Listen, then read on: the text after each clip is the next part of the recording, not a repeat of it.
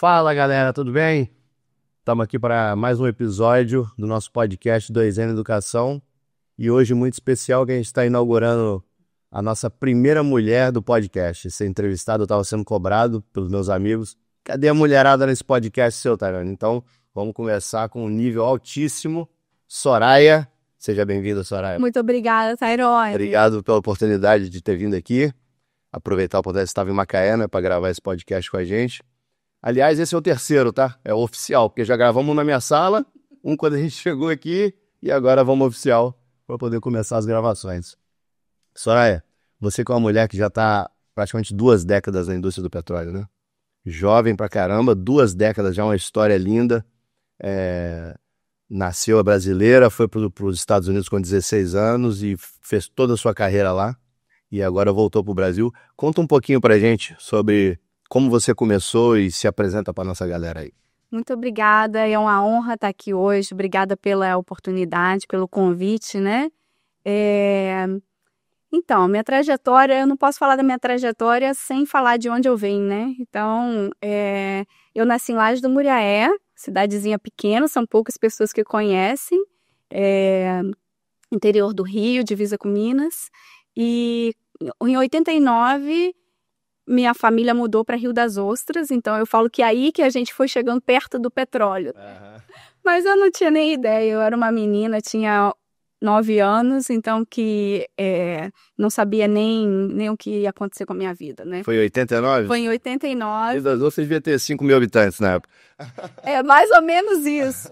Era a única rua calçada que tinha, né, de asfalto, era a rodovia Amaral Peixoto. Isso, aquela pontezinha que é bonita hoje, era um negocinho de madeira. Isso aí, os quiosques na praia, que a gente conhecia todo mundo, né?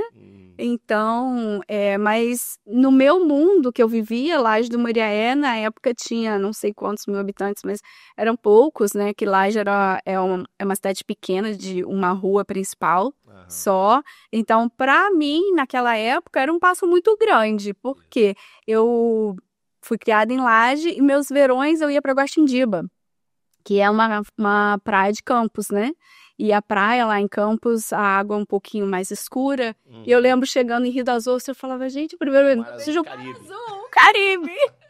Então, que já foi um grande passo para minha vida, para a vida da minha família, né? Não, muito então, bom. Que... E 89 isso, né? Isso, em 89. E interessante que você falou, eu não fazia ideia do que ia acontecer na minha vida, né? Você imaginava que 6 anos depois, 7 anos depois, estaria pegando um avião para um outro país, né? É verdade. E o que te motivou a sair do país? Foi os seus pais que te incentivaram? Como que foi isso? Eu tive alguns incentivos, né? Eu tenho uma prima que na época, quando eu morava lá em Laje, ela era aeromoça. E eu achava aquilo muito chique, né? Ela chegava, eu lembro que uma vez ela foi visitar a gente, ela tinha uma agenda eletrônica, né? Que tinha todos os telefones, endereço ali. E eu achava aquilo muito legal, porque ela falava inglês.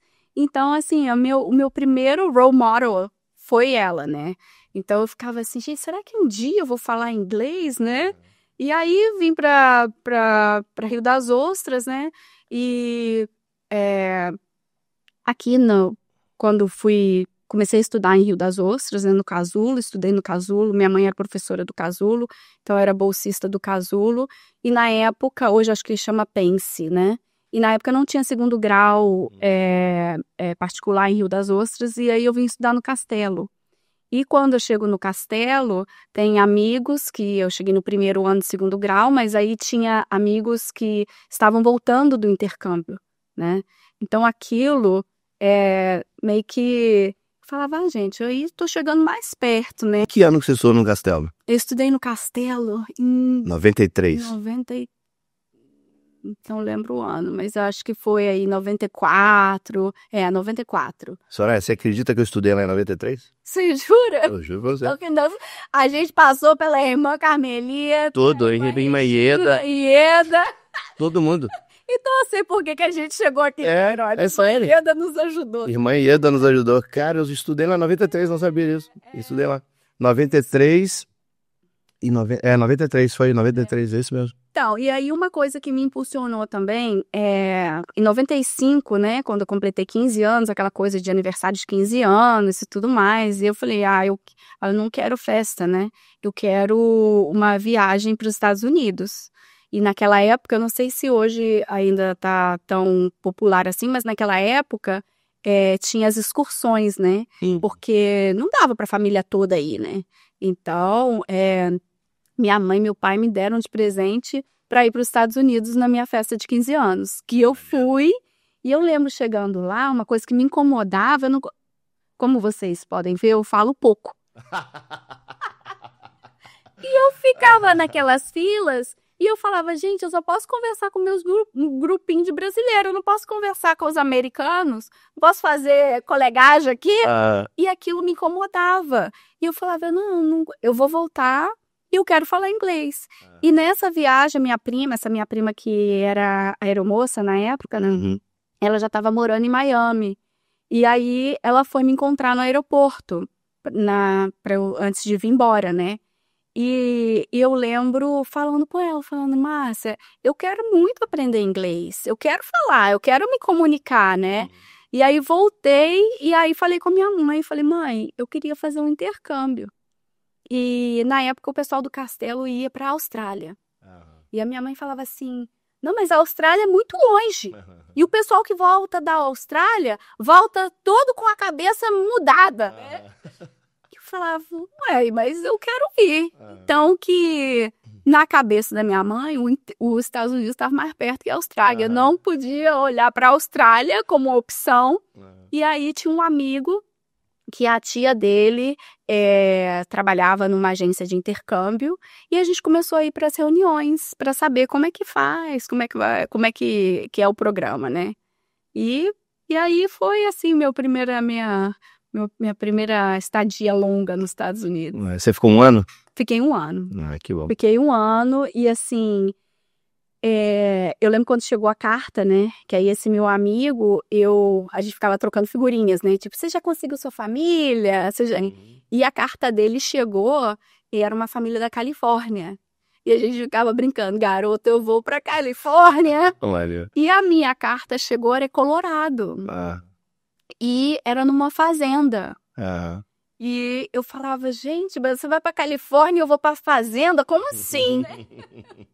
Mas foi bênção de Deus. Deus tinha um plano pra minha vida, que me deu uma família de intercâmbio maravilhosa, que depois eles me adotaram com todo o coração deles. E depois você vai saber aí na Morenada, né?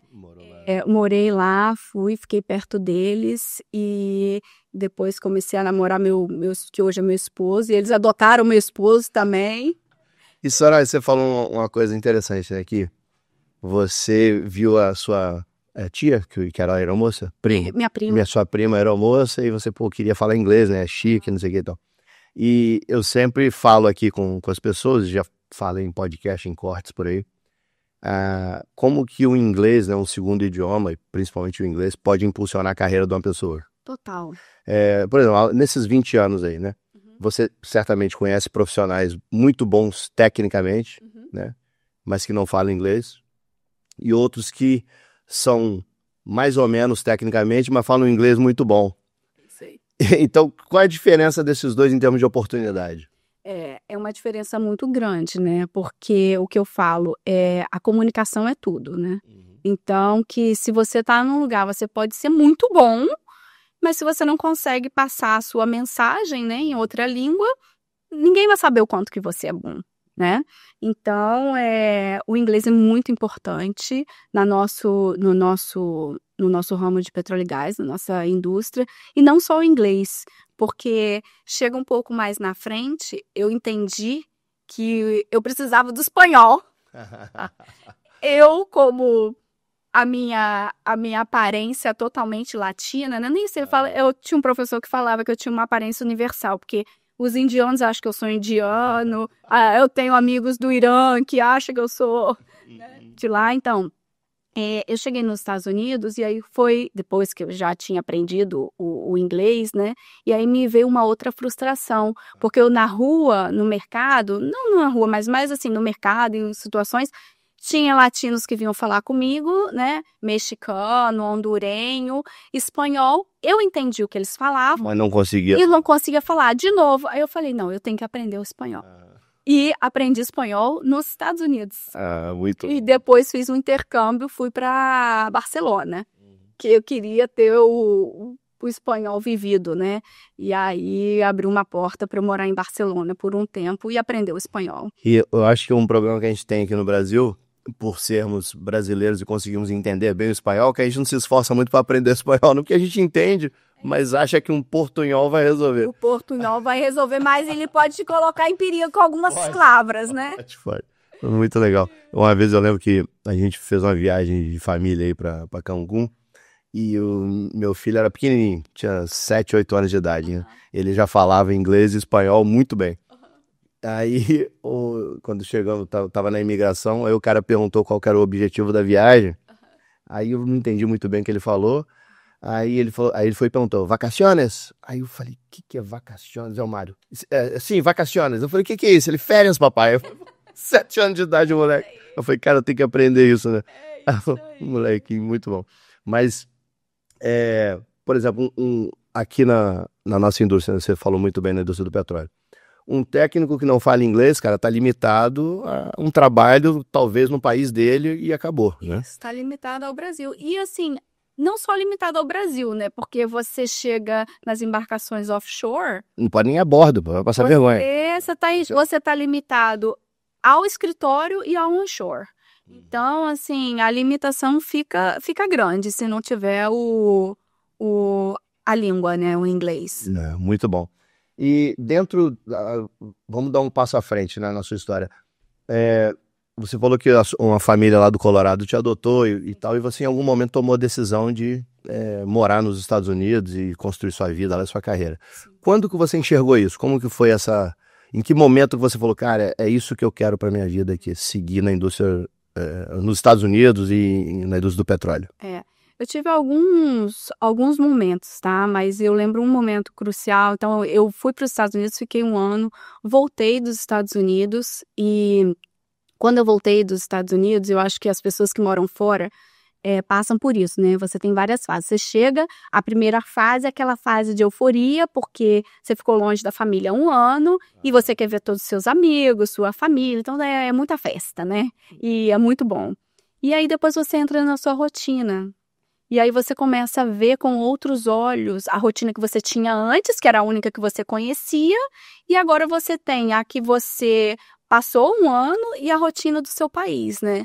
E aí eu lembro que eu cheguei e meus pais tinham um quiosque na praia, em Rio das Ostras. Em Costa Azul? Não, era no centro No centro da época. E eu ajudava meus pais finais de semana, durante a semana também. E quando eu voltei, eu estava ajudando no quiosque, e aquela época que não tinha muito gringo, né? Aqui não tinha muitas pessoas de fora, aparecia um ou outro. E aquela correria do quiosque, né, que você pede uma cerveja e você fala, Travis Contact, né? Naquela época, hoje tem muito mais, né? E eu ouvi uma cerveja, por favor. Falou, olha. Aí eu tinha acabado de chegar, então a minha cabeça já foi assim, how can I help you, sir? What kind of beer would you like? O cara olhou assim e falou, é aqui. De onde vem o seu inglês?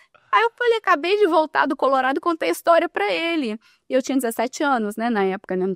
Falei, acabei de voltar do Colorado, não sei o quê. Eu tô procurando um emprego. Aí ele falou, você vai lá nessa empresa, segunda-feira, que a gente vai te entrevistar. Falei, opa, é aí. E aí comecei a trabalhar, eu não podia, na época não tinha jovem aprendiz, não tinha nada disso, né? Então eu comecei a trabalhar como recepcionista, trabalhei 1 ano na época na Stout Offshore. Caraca, Stout Offshore, eu lembro. Na verdade era Stout Comex, que depois virou Stout Offshore. Eu lembro. Então trabalhei por causa do meu inglês. Gente, só pra gente não perder isso aqui. Outro dia eu conversei, fiz gravei um conteúdo ali pra falar sobre a importância da exposição. A pessoa tem vergonha de se expor e perde a oportunidade. Sim. Você foi no automático, que você tinha acabado de chegar do intercâmbio e tal. Mas às vezes a pessoa sabe, mas tem vergonha. É uma coisa que você não tem vergonha. Fala pra caramba, eu também sou falante, a gente não tem vergonha. Mas a pessoa envergonhada, às vezes, pode perder uma oportunidade. Você vê ali, te conectou com um trabalho que talvez tenha sido a sua entrada na indústria do petróleo, né? Foi meu primeiro pé na indústria do petróleo. Então, olha, o cara, uma cerveja, por favor, você, pum, já conectou com o idioma do cara, começaram a conversar e dali surgiu uma oportunidade de emprego que te trouxe até aqui hoje. Isso. E aí comecei a trabalhar e eu já tinha começado a fazer vestibular. Vestibular. Antes do Enem. Graças a Deus, não pegamos essa fase horrível. Eu já voltei e eu tinha feito vestibular e eu passei eu queria fazer relações internacionais. É a sua cara isso aí. Eu queria trabalhar na ONU, eu queria ser diplomata, e aí, enfim, comecei, mas eu não podia largar meu emprego, porque eu precisava desse dinheiro para pagar. Eu passei para Estácio, em Niterói, e na época não tinha UF, tinha só como é que chama aquela universidade aqui de Macaé que tinha, a antiga? Fafima. Só tinha Fafima, ou você fazia letras ou fazia administração. E eu falei, não, vamos fazer. Então eu trabalhava durante o dia, pegava um ônibus da prefeitura de Rio das Ostras até São Gonçalo, pegava outro ônibus para chegar na Estácio, em Niterói. E fazia o mesmo programa de volta. Eu chegava em casa 2h da manhã, para no outro dia estar 6 horas no trabalho. Acordar 6 horas para 8 horas estar aqui, né? E aquilo foi ficando pesado. E eu pensava assim, só que dentro do meu mundo, eu falava, eu vou voltar para os Estados Unidos, a faculdade é muito cara, meus pais não tinham condições, porque eles abriram as portas pagando um intercâmbio, mas dali não tinha mais como sair. Eu falei, eu vou voltar para os Estados Unidos, porque essa rotina tá pesada e eu sei que lá eu posso ter uma outra rotina e ter outras oportunidades. E aí um amigo meu, esse amigo do intercâmbio, Daniel, ainda estava na Califórnia, porque ele ficou mais tempo do intercâmbio, depois ele voltou para a faculdade, já estava na faculdade. Gostou das ondas, né? Gostou das ondas. E eu falava assim, Daniel, vê se não tem uma família aí para eu trabalhar como au pair, como babá, que eu vou. Aí a gente começou a conversar e eu contei isso para minha família americana. No e-mail, mandei e falei, olha, a minha rotina aqui tá assim, eu gostaria de voltar para os Estados Unidos e eu tô vendo se eu volto como au pair, como babá. E eu lembro direitinho, o e-mail de volta da minha mãe americana foi Here's the scoop. E aí ela fala, Soraya, como é que você pode pensar em voltar para os Estados Unidos e não falar com a gente primeiro? Nossa. Nós somos família. Muito então, here's the scoop. Você vai voltar, a oportunidade de estudar numa community college em Colorado, que era perto, né, na casa deles, e nós vamos pagar para sua faculdade. Caraca, que loucura. Muito bom. E aí, Deus, né, vai abrindo as portas e colocando anjos na nossa vida. E aí começou uma outra. Eu falei, gente, então agora eu vou ter que sair da faculdade para eu começar a juntar o dinheiro para eu pagar a minha passagem, para eu poder ir e chegar com alguma coisa. Conto para uma outra amiga, que é uma amiga brasileira, que eu conheci ela através da minha mãe, que a irmã dela trabalhava com a minha mãe aqui no Casulo, e conto para ela, Cláudia, a minha família americana me ofereceu para eu voltar, e agora eu vou sair da faculdade e vou juntar dinheiro para comprar minha passagem. Ela falou, comprar passagem? Meu marido trabalha na American Airlines. Para você viajar de graça, eu tenho que ir te buscar. Ela grávida, fala assim, você só tem que pagar a taxa de embarque. Eu vou aí te buscar. Me deu a passagem. Impressionante. E Deus dá o primeiro passo que Deus dá o chão, não tem jeito? É isso dá aí. Dá o primeiro passo. É isso aí. E é tudo com comunicação. Se eu não conto a história para ela, ela não ia saber. E eu não contei com o intuito de nada, só contei para contar a história, né? A importância de desenvolver relacionamento. É isso aí. É isso aí. Relacionamento. E aí, se você não fala, a pessoa não sabe. Isso. Se você não se expõe, olha, eu sei isso aí. Né? Isso. Outro dia teve aqui dentro da nossa empresa, a gente estava fazendo toda quarta-feira a gente tem um DSC, né? Que é o Diálogo Semanal, Dia Semanal da Cultura. Uma vez por semana a gente fala só sobre cultura. Cultura FG. Sim. E aí, em determinado momento, eu perguntei, quem aqui fala inglês? 90 pessoas. Uma menina levantou a mão. Aí eu falei, beleza, e você tá trabalhando onde hoje? Eu já sabia, só pra todo isso saber. Trabalho como técnico de segurança aqui, assistente do técnico de segurança. Uhum. Beleza, então depois daqui a gente vai conversar, porque tem uma oportunidade no negócios pra você. Tá trabalhando no negócios hoje. Aí. Com cliente, e tem 3, 4 meses, até o final do ano ela já vai estar, ela tá em treinamento, até o final do ano ela já vai estar tocando sozinha, e pode virar uma Soraya aí da vida. Aí. Porque ser responsável, hoje ela é responsável por um cliente importante nosso, que tem uma relevância grande, é uma empresa brasileira ainda, mas como ela fala inglês, já a gente vai abrir para ela se conectar também com a empresa multinacional. Muito bom. E eu acho, Tairone, nessa pergunta aí que você fez, o que acontece é que, com certeza, dessas pessoas, ela foi a única que levantou a mão, com certeza tem outras pessoas ali que falam, mas não se sentem seguras Segura, papai. de falar assim, eu falo, Isso. eu vou fazer. Aham. Porque também é o que eu falo, às vezes tem o bom e o ótimo, né? O bom inimigo do ótimo. Um bom inimigo do ótimo. Então, cara, faça. Tá. Eu falo. Você fala meio caminho, você tem meio caminho. Isso. O resto vai chegar. Uhum. Vai chegar. A experiência, né? Vai treinando, Vai treinando. vai treinando. Você sabe que eu faço jiu-jitsu, né? Sou faixa preta. O meu mestre de jiu-jitsu, ele sempre fala isso. Desde que eu era faixa branca, eu escuto ele falando isso, né? Muitos anos. Ele fala, não existe cara ruim. Existe cara que treina pouco. É isso aí.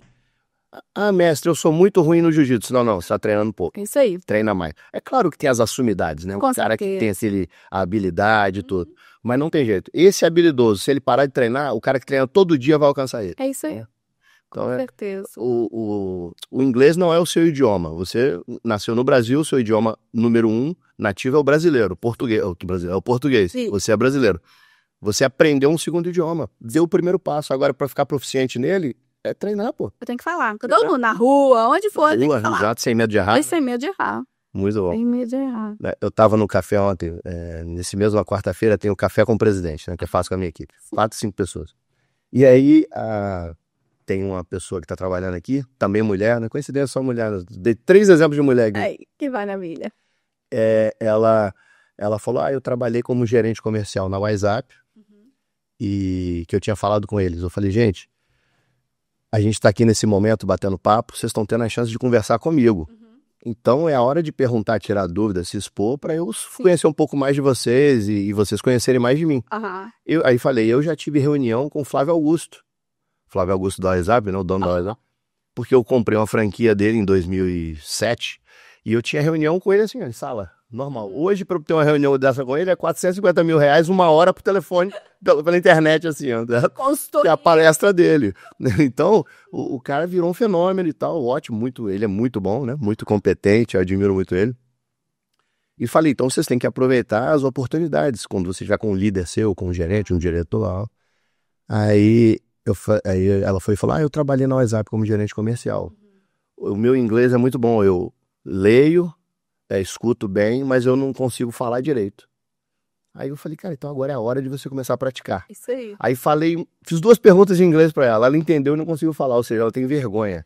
Então é a hora de se soltar e se expor, mas já começou bem, né, falando que ela sabe alguma coisa. Com certeza, com certeza. Mas ela ficou motivada, ela falou, eu vou aprender a falar isso agora. Eu falei, não tem que ter vergonha não, cai pra dentro, né? Isso aí.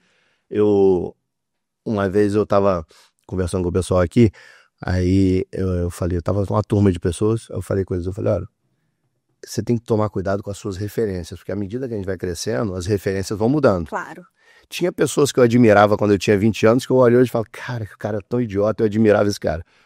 Tinha pessoas que eu via falando, quando eu não falava inglês, eu via o cara falando inglês, cara, o cara fala inglês. Aí hoje eu vejo e falo, nossa, ele não falava inglês, né? Então, cuidado com as referências, com quem que a gente admira, o que a gente segue, o que essa pessoa construiu. Com certeza. Dica de quem nunca construiu nada. Cara nunca construiu nada na vida, nunca vendeu um livro, ele vem te ensinar como que vende livro. Não vai dar certo isso, né? Não então, dá. tem que ir ajustando isso. E, Soraya, por exemplo, você, mulher, indústria do petróleo. Eu me entendo, eu brinco, eu digo que desde que eu me entendo por gente, né, início dos anos 2000 ali, que eu comecei a trabalhar mesmo pesado na indústria do petróleo, mulher é coisa rara na indústria do petróleo. Principalmente em cargo de liderança. Aí a gente não via. Sim. Hoje a gente vê gerente de som da mulher, né? Tem a Clarice da Forsea, tem a Paulinha lá da Transocean, uma mulherada danada aí atacando. Engenheiras de petróleo pra caramba espalhadas nas empresas aí de sonda. Então a gente vê muita mulher em cargo de liderança hoje, e isso é top. Sim. Da indústria do petróleo. Você, quais as barreiras que você teve que superar e qual o comportamento que você acha que te levou a conseguir permear nesse meio e ter a autoridade que você tem hoje, né? Construir essa autoridade, que você é uma referência, todo mundo te conhece. Aliás, esse podcast vai bombar, todo mundo conhece a Soraya. Obrigada, Tyrone. Eu, assim, olhando na minha carreira, eu acho que não tive nada, assim, diretamente. Aconteceu isso comigo porque eu era mulher. E eu acho que isso também é muito da cabeça. Eu sou uma profissional. E tudo que colocam na minha mesa, no meu prato, eu vou atacar como profissional. Porque eu sou mulher, porque tem coisas que têm limites, mas não é por ser mulher ou não ser mulher. No meu caso, que eu não sou da parte técnica, né? Nem parece. Nem parece que tu... Então, engenheira Soraya, sabe tudo. Eu não sou técnica, mas eu brinco que eu falo, cara, eu não sei, mas eu sei quem sabe. E eu vou atrás. Então, assim, por muitos anos trabalhando com empresas de serviço, né, de manufatura, era aquele negócio, né? Cara, essa parte técnica eu não sei, mas eu conheço o pessoal lá da engenharia. Vou lá tomar um cafezinho e vou perguntar quem sabe, né? Então, eu acho que é isso. E na parte de liderança, né, então que você, no meu caso, né, você tem a parte de ser mulher e a parte de não ter a parte técnica. Né? Então, que isso pesa.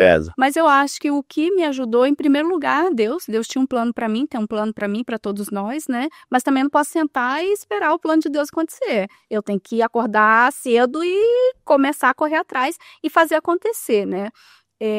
Então, eu acho que no meu caso, eu adoro um desafio, né? Então, assim, você quer me ver fazendo alguma coisa, você fala que sim, você não vai fazer.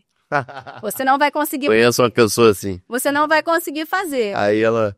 E aí, meu amigo, eu já ouvi muitas vezes, eu acho que isso aí não vai dar pra você.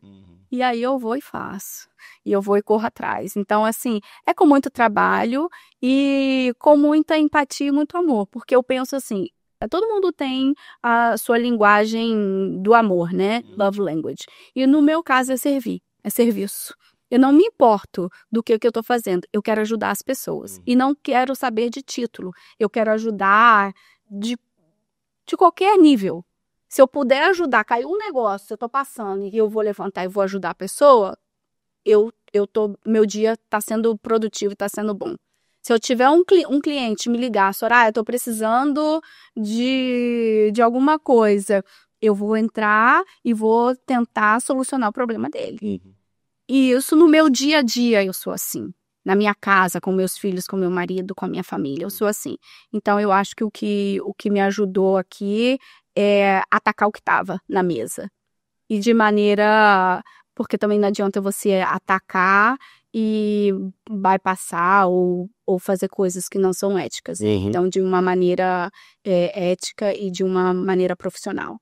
A F Global tinha um jargão que era as long as it's ethical, moral and legal. Isso aí. Se for ético, moral e legal, eu posso fazer. Né? É isso aí. Muito maneiro. Agora,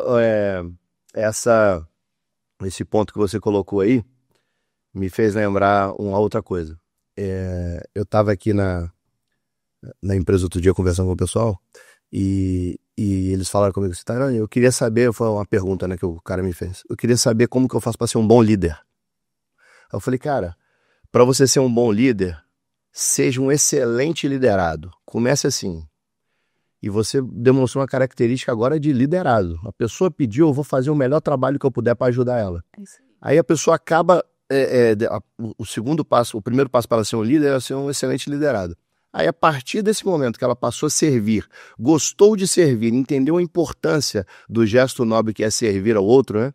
Ao próximo, ao cliente, ao líder, sei lá quem for, aí sim ela vai desenvolver uma habilidade que não se ensina na escola, né? Que é de assumir um cargo de liderança com responsabilidade e autoridade. E assim, para ser líder, você não precisa ter cargo, né, Tairone? Não precisa ter cargo. Aonde você chega, e eu olho assim, dentro das grandes empresas que eu já trabalhei, e hoje dentro de alguns clientes, né? Você chega, você sabe, você chega na área, você chega a bordo, você passa 10 minutos e sabe quem é o líder. Isso. Quem é o cara que resolve? É só parar para olhar 5 minutos. É só isso. E também de ter o jogo de cintura, de conseguir navegar dentro da sua área, né? E com pessoas de diferentes níveis, né? E com pessoas com diferentes background. Porque você vai no Assunda, você tem gente da Malásia, você tem gente dos Estados Unidos, americano, brasileiro, colombiano, e saber navegar entre as culturas, né? Respeito. Uma vez, você conhece o Márcio Mota da Transocean, né? Lógico. Quem não conhece o Márcio Mota? Inclusive, ele está agendado com um podcast aqui já. Eu tô criando uma série, vai ser Lendas do Petróleo. Muito bom. Aí você vai ver a galera que vai vir aqui, vai ser muito maneiro. Mas aí, em 2000 e pouco, ele me ligou e falou, Tairone, preciso embarcar para fazer um trabalho lá, na sonda. Preciso que você embarque para fazer um trabalho na sonda. Mas eu quero que você mande aquele cara que tem nome de bicho aí. Como é que é o nome dele mesmo? Eu falei, apelido de bicho. Eu falei, Tigrão. Ele falou, é esse mesmo. O Tigrão trabalha aqui desde 2001. Ele era ajudante, depois passou para mecânico. Hoje ele é coordenador de operação. Hoje ele lidera quase 100 pessoas aí dentro. Começou como ajudante, mas ele sempre teve aquela liderança nata. Ele não era um líder de cargo, né? Sim. Mas ele era um líder na área, de fato. Aí, hoje, ele é um líder, é um coordenador respeitado, admirado aí por muita gente. Reuniões de técnicas, ele está em todas. Né? É isso aí. Está em todas. Então, qual a habilidade que ele tem? Essa capacidade de servir. O negócio dele é assim, é faca na caveira. Ele fala para todo mundo, é sangue nos olhos, tem que ter sangue nos olhos. Né? Tem que ter sangue nos olhos. O olho tem que brilhar para fazer determinada coisa. Né? É isso aí. E aí o cara acaba se destacando. E um ponto que eu queria compartilhar com você. Você falou de amor, né? A gente tem aqui 3 letrinhas, que inclusive estão na nossa estratégia da FG do ano, de comportamento, né? AIA, atenção, interesse e amor. Sim. E a gente fala isso todo dia aqui com as pessoas. Chegou um equipamento de um cliente, né? Dando um passo antes. Ninguém trabalha para mim na FG. Eu deixo isso claro aqui. Ninguém trabalha. Eu nem tenho organograma aqui. Aqui na empresa a gente não tem um organograma. Aquele que tem lá o Tairone lá em cima e o resto para baixo. Não existe. A gente tem uma estrutura sistêmica. A empresa funciona como um organismo vivo. No centro está o cliente. E em volta todos os metaprocessos, inclusive eu. Todo mundo ali trabalhando para o cliente. Certo? Então, o cliente está no centro das atenções. Então, todo o trabalho que a gente faz aqui, desde apertar um parafuso até a assinatura de um contrato, se o cara não tiver atenção, interesse e amor, ele está na empresa errada, está no lugar errado, fazendo a atividade errada. A pessoa tem que estar concentrada onde ela está. E pode ser que aqui na FG não seja o local que o cara quer ficar o resto da vida e trabalhar muitos anos. Mas enquanto ele estiver aqui ou em qualquer outra organização, ele tem que entregar o melhor até para ele sair dali rápido, né? Cara, esse aqui não é o ambiente que eu quero. Eu quero estar em tal local. Mas para eu estar nesse lugar, eu preciso da grana que sai daqui. Então eu vou entregar o melhor que eu tiver aqui para eu poder ir para lá logo. Com certeza. E você deu um exemplo aí. Você trabalhava em uma empresa, mas... com aquele dinheiro ali, você precisava trabalhar ali para ter dinheiro para ir para onde você queria, né? Isso. Que era para os Estados Unidos. Então, imaginar, meu sonho é estar nos Estados Unidos, eu estou nessa empresa aqui, vou entregar o mínimo aqui, que eu não vejo a hora de sair desse lugar. Você ia dar 10 passos para trás, né? Com certeza. O comportamento não ia estar alinhado com aquilo que você quer. Com certeza. E é bom escutar isso, porque eu tenho 2 filhas, Fernanda, que hoje trabalha comigo aqui, a gente nunca trabalhou junto, né? Primeira vez que ela trabalha e está indo muito bem. Ela sempre trabalhou em outros negócios. Tem a minha irmã, que é advogada. Tem minha mãe, que trabalhou com meu pai por mais de 20 anos, fundaram a empresa juntos, né? Meu pai e minha mãe. E tem a minha sobrinha agora mais nova. E é muito legal ver a mulherada crescendo assim e tomando conta, invadindo aí os mercados de diferentes lugares. E escutar você dizendo isso encheu meu coração de alegria. Você falar assim, não, eu não tive nenhum problema porque eu era mulher. Não. 0. Isso é muito bom. Isso é muito bom saber. Por quê? Porque demonstra a maturidade da nossa indústria, de nós homens, blá, blá, blá, e das mulheres também. Sim. E, cara, eu tenho a qualificação técnica, o resto não importa, é de igual para igual, não tem diferença, né? Todo mundo é profissional, né? E assim, eu não olho com olhos, porque é homem, porque é mulher. E eu acho assim, pode ser que eu até tenha tido, mas eu não vi. Você ignorou.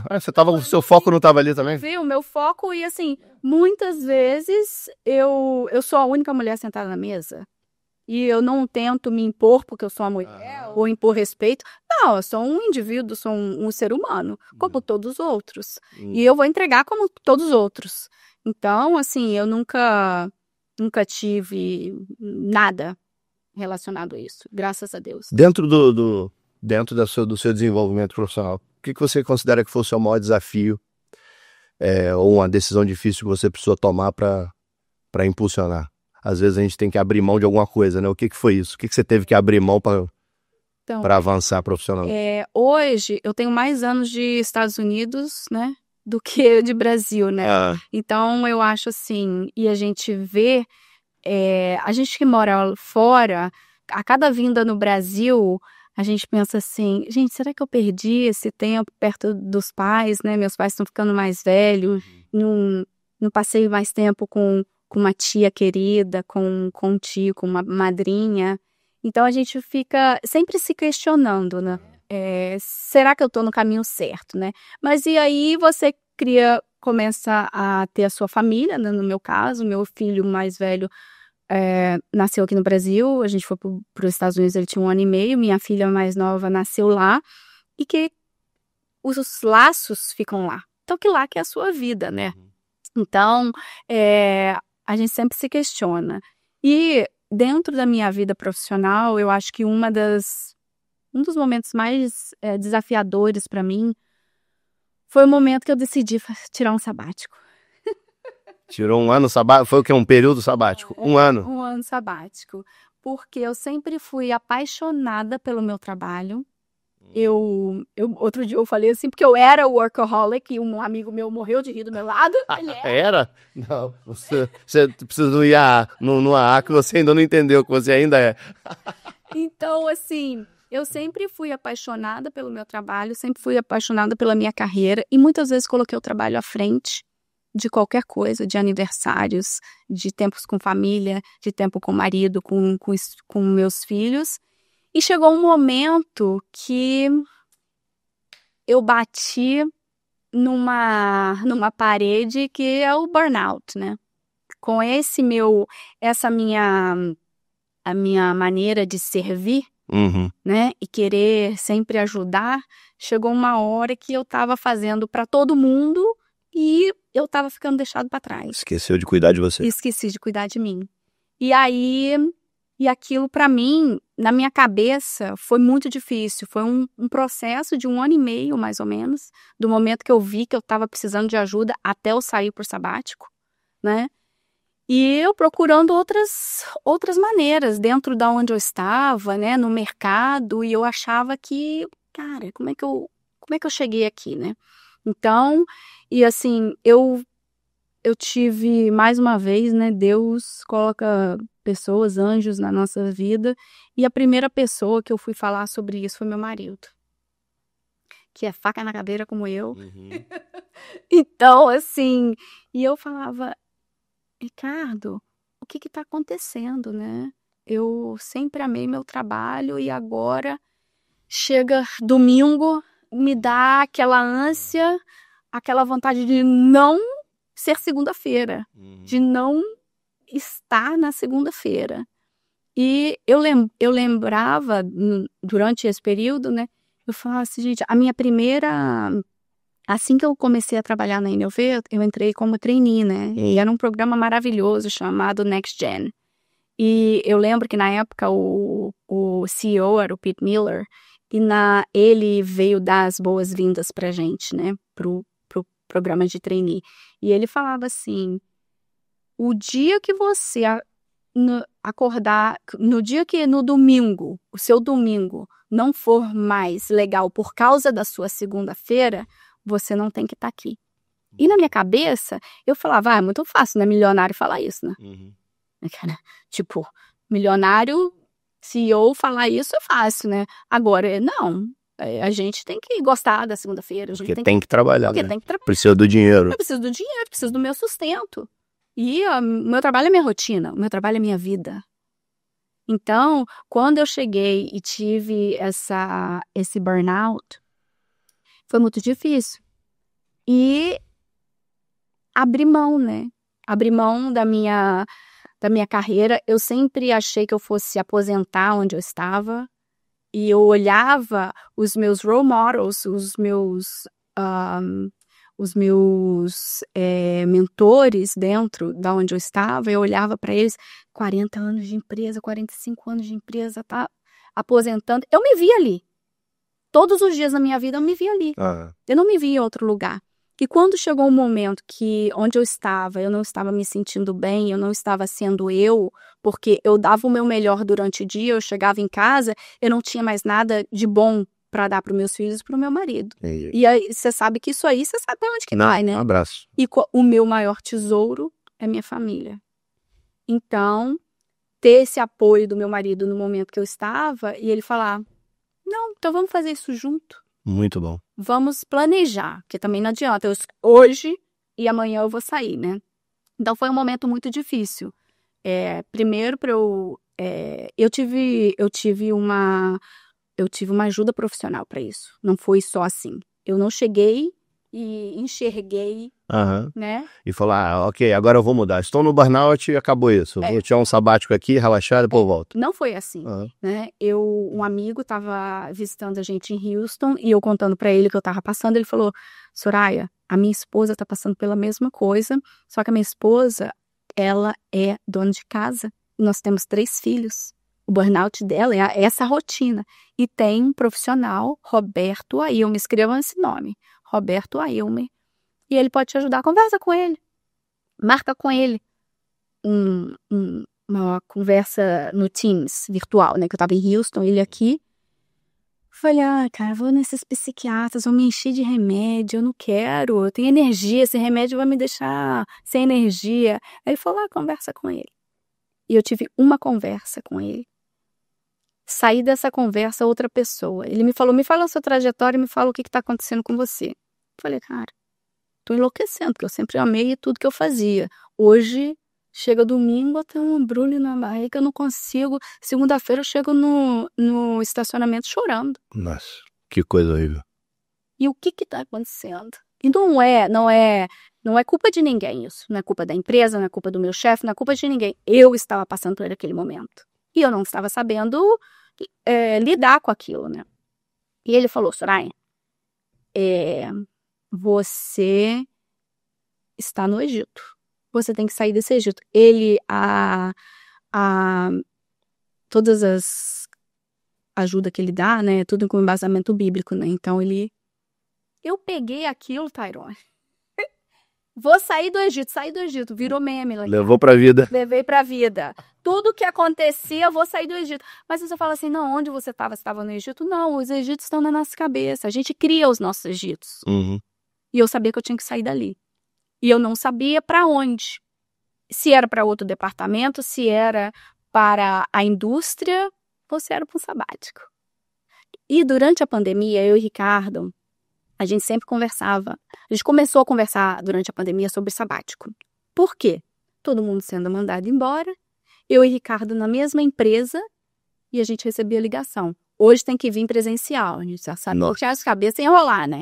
E a gente falava, a gente ia no mesmo carro, né?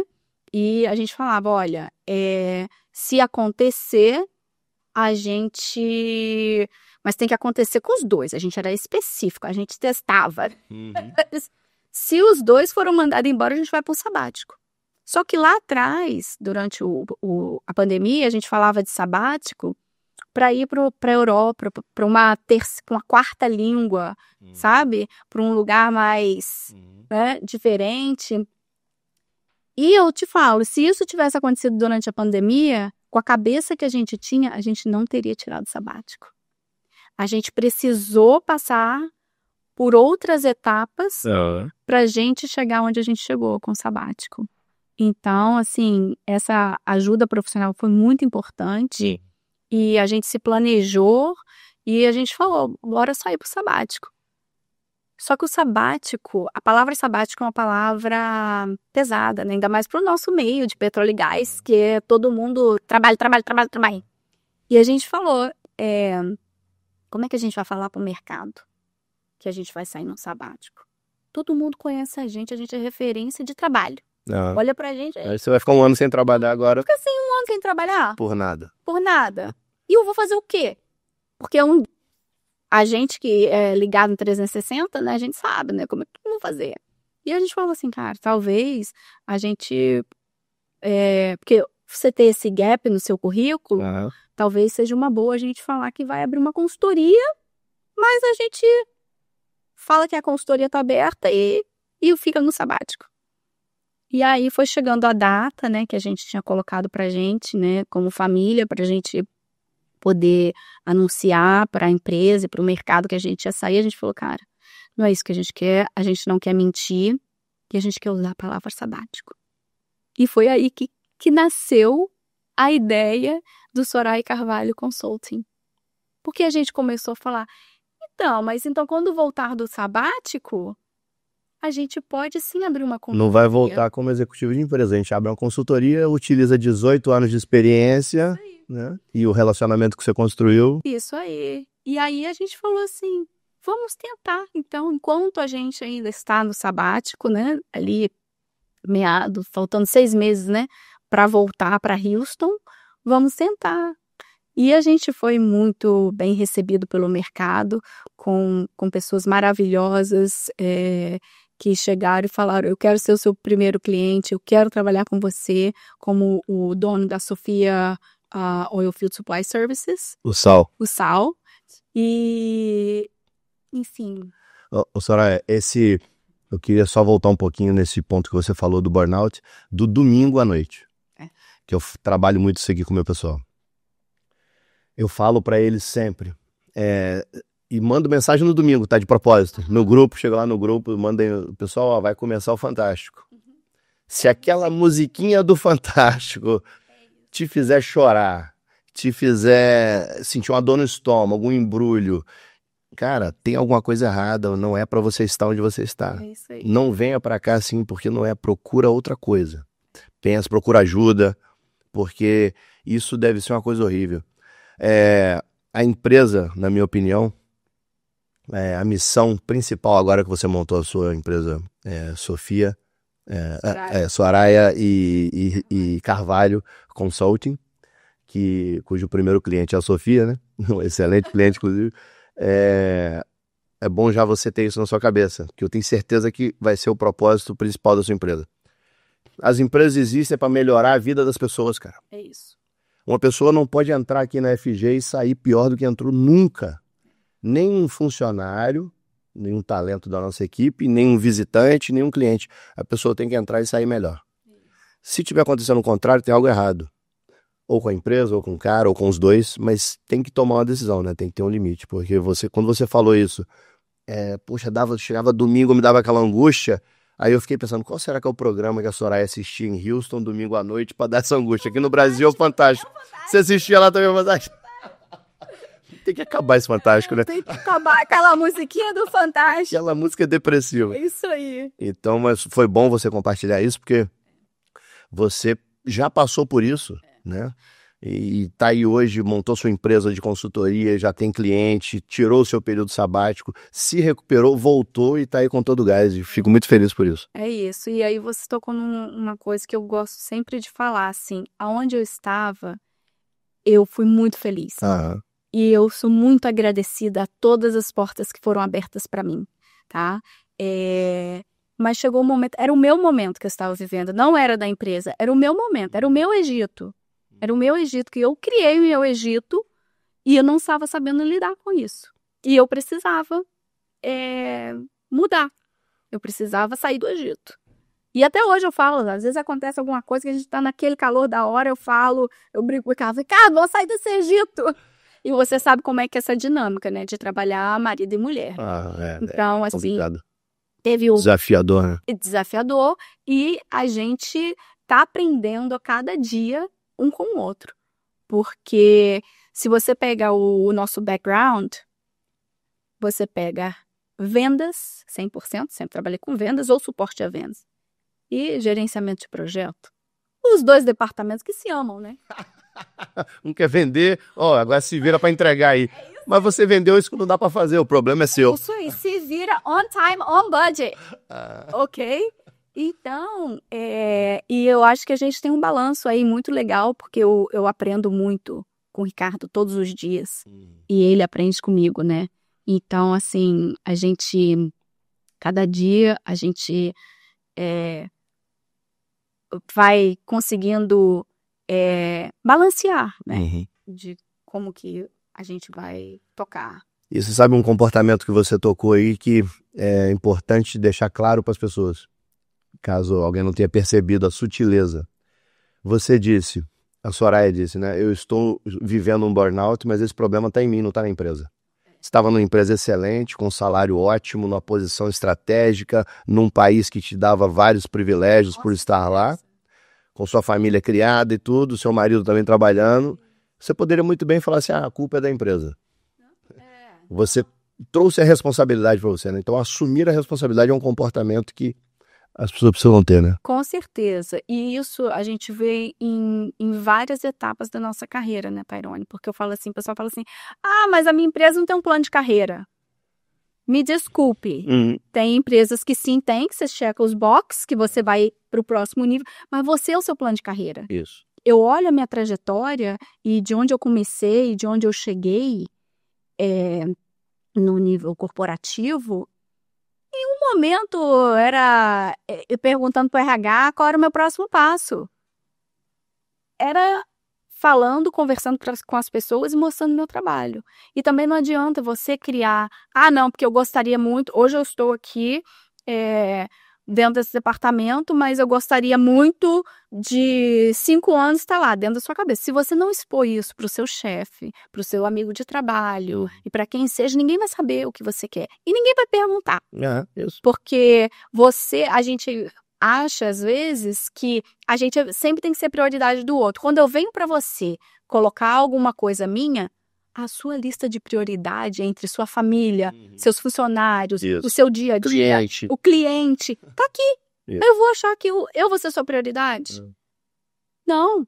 A gente tem que tomar ações. Se não tá bom, vamos conversar, vamos ver como é que a gente vai fazer e bola para frente. Mesmo que a empresa tenha um plano de carreira, eu penso o seguinte, o cara não pode terceirizar a carreira dele para a empresa. Ninguém. O RH vai cuidar aí, a minha próxima função é Senior VP ou coordenador de produção nível 3. Cara, isso não existe. E a gente não pode sonhar o sonho dos outros. Você não pode deixar o RH sonhar seu sonho. Isso. Você tem seu sonho, você tem que expor isso.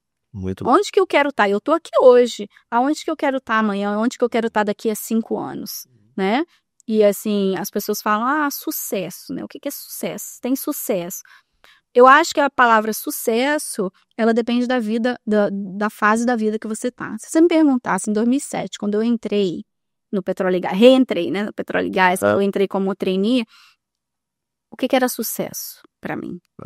Eu olhava lá em cima e falava, sucesso é ser um VP, ser um presidente, e eu queria subir a escada, né? Get up the ladder. Hoje, não só hoje, mas alguns meses, alguns anos atrás, depois do que eu passei, cara, sucesso para mim é estar feliz.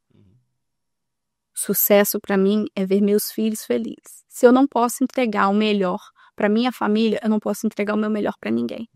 Então, e assim, eu não tô falando aqui de happy people, vamos ser felizes e a cair do céu, não. Não, é você ter paz, é você não ter um embrulho no estômago no final de semana e você chegar e você tá motivado para fazer, seja lá o que for. Seja lá o que for. Hoje, dentro do que a gente faz, né, a gente tem a nossa consultoria, a gente é membro da Sofia Oilfield Supply Services e a gente também é representante do IADC, né, do capítulo América Latina. Então, eu olho assim e eu falo, cara, se eu puder servir, se eu puder fazer a sua vida mais fácil, se o seu sonho é expandir globalmente. Vamos abrir lá em Houston, vamos abrir na Colômbia. Se eu puder te ajudar aqui, estamos aqui para isso. Muito legal. E isso me motiva todos os dias. E a felicidade não é um destino, né? A felicidade é construída no dia a dia. É no dia a dia. Tem E nas coisa coisas simples. Nas coisas simples, mais simples. né? É no sentar e fazer um piquenique com sanduíche, ver uma televisão, um programa legal com a sua família. Sabe uma coisa que me deixou feliz demais outro dia? O meu filho que tá fazendo medicina, ele inteligente pra caramba, moleque. Aí ele fez uma prova e passou nessa prova dentro da faculdade pra ser mentor. Pra ser, não é mentor a palavra não, orientador, acho. Ele dá aula pra outros alunos, né? E ele é remunerado por isso. Aí quando ele recebeu o primeiro salário dele, R$300, ele recebeu o Pix, ele tirou um print, botou no grupo, falou assim, meu primeiro salário, numa alegria louca. Muito bom. Isso não é felicidade? Claro. Ele tá vivendo a felicidade dele com R$300. Isso aí. Aqui, que é o momento dele. E eu, da minha parte, estou feliz por ele, né, que tá vivendo o sonho dele. Então a felicidade não é um destino.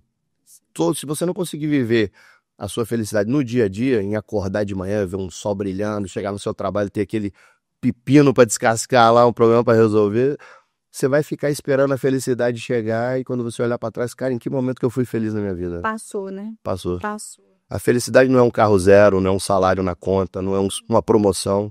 Não é nada disso. Felicidade é o seu dia a dia e a gratidão, né? E até os momentos ruins, né? Difíceis. Com certeza. Você tem que rir das histórias, né? Dos momentos difíceis, né? É isso aí. Eu tava me lembrando outro dia, eu fui numa reunião no Rio com um cliente e era num hotel ali na Barra da Tijuca. E a reunião era lá na cobertura. E a gente conversando, eu olhei assim, eu falei, cara, eu já trabalhei ali tem um condomínio ali na Barra que tem uma estação de tratamento de esgoto, não sei o que, tubulação. E eu já trabalhei ali fabricando aquela tubulação. Muitos anos atrás. Eu devia ter 20 anos no máximo. E aí eu me lembro, eu falava, cara, eu ficava ali, a gente almoçava ali mesmo, todo mundo na quentinha. A nossa equipe ia de Macaé pra lá pra trabalhar, soldava e tudo. E a galera indo pra praia, os jovenzinhos, tudo indo pra praia, prancha de surf, e a gente lá comendo, né? E aí eu falei com o cara, falei, cara, eu me lembro direitinho disso. E eu lembro que eu era feliz pra caramba ali, cara. Muito bom. Junto com a minha galera, porque a gente tava fazendo um trabalho. Eu não sentia assim, eu tô aqui fazendo essa solda e aquele cara tá ali da minha idade indo pegar um surf. Cara, ótimo que ele foi pegar surf dele. Eu tô feliz com o meu aqui. Então a felicidade é construída no dia a dia. Né? As pessoas precisam ser felizes e terem orgulho do que elas fazem hoje. É isso. E ter orgulho de onde você veio, né? Sem dúvida. Eu falo assim... como eu comecei o podcast, eu não posso falar onde eu estou sem falar de onde eu vim. Laje do Moriaé. De Laje do Moriaé pro mundo. Isso aí. Talvez esse tenha sido o primeiro podcast com uma pessoa que saiu de Laje do Moriaé para a indústria do petróleo. Se tiver outra aí, vamos ver. Pior. E tem, hein? Tem mesmo? Tem amiga lá na Edson Novo. Vamos trazer aqui. Vamos fazer um grupo aqui só de Laje do Moriaé, da galera. Vamos fazer. Tem de Itaperuna também. Você sabe que eu nasci em Belo Horizonte. Aí mudei de lá com 5 anos. Eu falo que eu só nasci em Belo Horizonte pra torcer pro Galo, mais nada. Esse foi o único objetivo de eu ter nascido lá. Bom, eu nasci aqui, torço pro Galo, fui pra Bahia. Morei criança lá, 8 anos até 12, em Salvador. Que legal. Muito bom, cara. Tenho vários amigos lá. Como tudo quanto é comida baiana que você imaginar, eu como, não tem conversa. Aí depois viemos pra Macaé. Cheguei a Macaé com 14 anos e tenho meus filhos nascendo todos aqui. Então, eu sou, assim, macaense de coração, né? Gosto demais de Macaé, defendo essa cidade com unhas e dentes, porque foi aqui que eu construí minha vida inteira. Muito legal. Mas, assim, Belo Horizonte, cara, tá no meu coração, né? Eu vou lá direto, ver o jogo do Galo e aí ver meus parentes, né? É muito bom. É muito bom. E eu já fui em Laje do Moriaé, né? Já fui. Cidade de primeiro, se passar a segunda... Bem... Soraya, deixa eu te fazer assim, a gente tá caminhando pro final do nosso bate-papo aqui, cara, passa muito rápido. Muito rápido. Impressionante. Qual mensagem que você daria? Gostaria de deixar aí hoje uma mensagem para os jovens que estão começando hoje. Você falou que participou de um programa chamado Next Generation, né? Isso. Que te trouxe aqui. Aqui na FG a gente tem o nosso programa de Jovem Aprendiz também. Temos vários exemplos. Hoje eu tenho clientes que trabalharam aqui como jovens aprendizes, começou como assistente, como secretária, como ajudante, e cresceu, desenvolveu aqui dentro, e hoje é cliente nosso, outros estão aqui. Então, eu incentivo demais esses programas das empresas, né? A Transocean, por exemplo, tinha um que era o Rap Engineer. Você lembra? Eu lembro, claro que eu lembro. Cara, eu sempre falo, a Transocean exportou para o mercado inteiro muita gente foda, muita gente competente mesmo, formou muita gente boa, né? Nessa época aí, eu tive o privilégio de crescer junto com essa galera, né? Que hoje são diretores de empresas aí. Bruno Manfredini, por exemplo, né? Foi o Rap Engineer. Uma galera. Rafael Fontana, Diego Reichach. Se ficar aqui, a gente vai ficar 2 horas só listando. Lucas Leal, Marcelo Pombo, Renato, Mardonildo, que tá lá no IADC com você outros. Essa galera vai estar toda aqui na Lendas do Petróleo. Muito bom. Soraya, e ao longo da sua vida, certamente você teve muitas referências, né? Você gostaria de mencionar algumas dessas referências aqui pra gente? Claro, vou mencionar aqui. É difícil mencionar porque a gente sempre deixa um de lado, né? Esquece um ou outro. Mas eu tive muita gente boa que me ajudou, Tairone. Como eu te falei, né? O lance do inglês, a minha primeira referência foi minha prima, Márcia, que mora nos Estados Unidos até hoje. Ela foi a minha primeira referência, né? Minha mãe sempre foi referência também, meus pais, né? Mas dentro do petróleo e gás, eu tive muitas pessoas boas que me ajudaram. Nem eles sabiam que estavam sendo meus mentores, né? Tive aqueles que são raízes e eu consegui passar, né, os desafios graças à maneira deles liderarem, sendo líder raiz, né? Porque você pegar líder muito Nutella, a gente fica Nutella. Fica Nutella. Então, dentro da NOV eu tive mentores e na indústria, né? David Reed, que foi meu chefe por muito tempo e foi quem abriu portas para eu voltar, né? Do Brasil para Houston, né? E hoje é um ícone aí do petróleo e gás, e não só do petróleo e gás, mas também abriu uma parte... uma instituição com uma missão maravilhosa, que é o Red-M, né? Uma instituição de anti-trafficking. Tenho também o Robin Macmillan, que foi meu chefe também por muito tempo. Hoje o Robin ele é presidente da SPE e me ensinou muito, muito mesmo.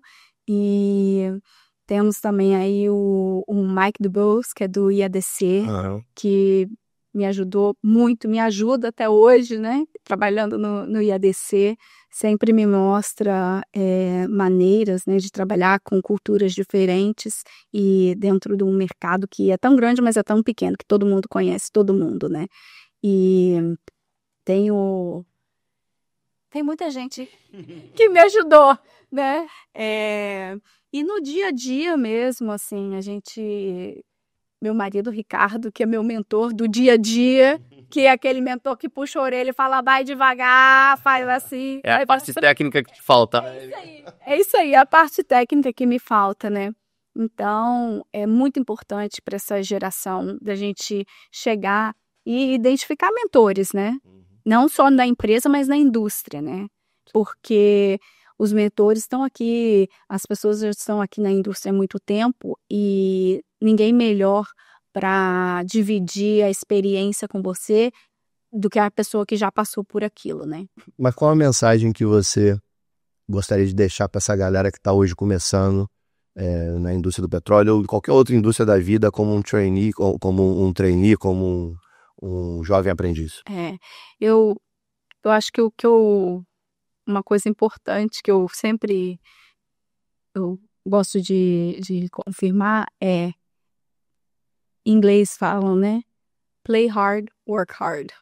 Então, muito bom. Trabalhe duro e divirtam-se muito, porque se não tiver diversão, não tem felicidade, né? Muito bom. Então, assim, mostre seu trabalho, mostre para que você veio. E, assim, o que a gente vê hoje pelo menos lá nos Estados Unidos a gente tem visto isso, né? De que a nova geração fala de petróleo e gás, eles estão correndo, eles não querem entrar no petróleo e gás. E o que eu falo com essa nova geração, né? Porque a gente foi essa nova geração há 20 anos atrás, há 18 anos atrás. A indústria é maravilhosa. A indústria abriu portas para a menina lá de Laje do Muriaé conhecer o mundo. Sem dúvida. Eu morei na Noruega, em Houston, aqui. Meu marido, Ricardo, foi para a Coreia, Noruega, Singapura, China. Enfim, a indústria é maravilhosa. E se você olhar em volta da gente, não tem nada aqui nessa sala Não tem. que você olhe e não é feito com petróleo. Não existe. Meninas, nossas unhas, petróleo. Nossos sapatos. Então, assim, a indústria do petróleo, qual é o propósito? É o dia a dia. Quando eu acordo, que eu acendo a luz, que eu vou tomar meu banho quente, que eu vou pegar meu computador, que eu vou fazer minhas unhas, fazer o que for. A nossa indústria é maravilhosa. Tem lugar para todo mundo. Para todo mundo. Não precisa ser só técnico. Tem lugar para psicólogo, para ajudar a gente com o nosso burnout. Tem lugar para pessoas que trabalham no turismo, para fazer crew change. Tem lugar para marketing, inclusive tem um aqui, o Davidson tá ali, ó. Para marketing, para vendas, para tudo. Tem lugar para servir, né? Então, assim, venham para a nossa indústria, tragam o melhor de vocês. A gente que está aqui agora nessa marca de 20 anos, 18, 20 anos, daqui um dia a gente quer aposentar. Então, a gente precisa da nova geração e a gente precisa de novas ideias. O que a gente faz hoje no nosso trabalho, e que funcionava, e que funcionou, vem funcionando, mas a gente precisa ter essas ideias, criatividades que a nova geração tem e que eu e você já não tem. Não adianta que não tem. Então, assim, por favor, venham para a nossa indústria e work hard, play hard. Não esqueça da primeira, work hard. Não adianta. Não adianta só play hard, não. Não. E aqui é assim. Soraya, muito obrigado. Assim, foi um prazer, uma honra mesmo ter você aqui, porque além de ser a primeira mulher, você está abrindo agora uma sequência aí de várias outras mulheres que vão vir aqui bater esse papo, compartilhar sua história, sua experiência e ver que você é brasileira, que se orgulha do seu país, se orgulha da cidade que você nasceu, da sua família que está aqui. Mas também valoriza demais o país que te recebeu. Com certeza. E essa indústria nossa. Você disse que através dela você construiu tudo na sua vida e eu também, né? Eu só não conheço a Austrália. Todos os outros continentes eu conheço e foi graças à indústria do petróleo. Não foi de férias, porque não foi isso. A primeira vez que eu fui foi graças à indústria do petróleo, a trabalho e assim, muito bom ter tido você aqui nessa nossa hora. Vai sair um bocado de corte legal. E esse podcast vai bombar nas redes sociais em breve. Foi um prazer, manda um abraço pro Ricardo, pena que ele não estava aqui para aparecer com a gente aí na foto, mas foi muito bom ter você aqui e espero que a gente continue trabalhando junto agora dessa nossa sua nova jornada de consultora, né? E as portas da FG, da 2N Educação, estão sempre abertas para você. Muito obrigada, Tairone. É uma honra poder estar aqui, dividir minha história. E para o pessoal novo que está entrando na indústria, se precisar de uma mentora, as mulheres que se quiser, as meninas que se precisar, tem meu LinkedIn. Por favor, entre em contato, fale. A gente está aqui para ajudar um ao outro, mulheres, homens. Não, como eu disse, não tem esse negócio de só mulher, né? Então, uma coisa muito importante que eu acho também, além do work hard, play hard, é fazer parte das associações, né? Nós temos aí IADC, SPE, várias associações da indústria que te colocam num lugar de network que você, às vezes, não tem dentro da sua empresa, né? Então, assim, façam parte dessas associações, vão nas reuniões, entrem nos OTCs, nas feiras, porque nesses lugares, com certeza, vão te colocar num diferencial da sua carreira e o network é muito importante, né? Então... Sabe como que eu conheci a Soraya? Vou contar para vocês aqui. Eu cheguei em Houston para uma reunião, aí chamei o cliente para a gente almoçar. Era o Diego Reichá. Então é que ele discute isso.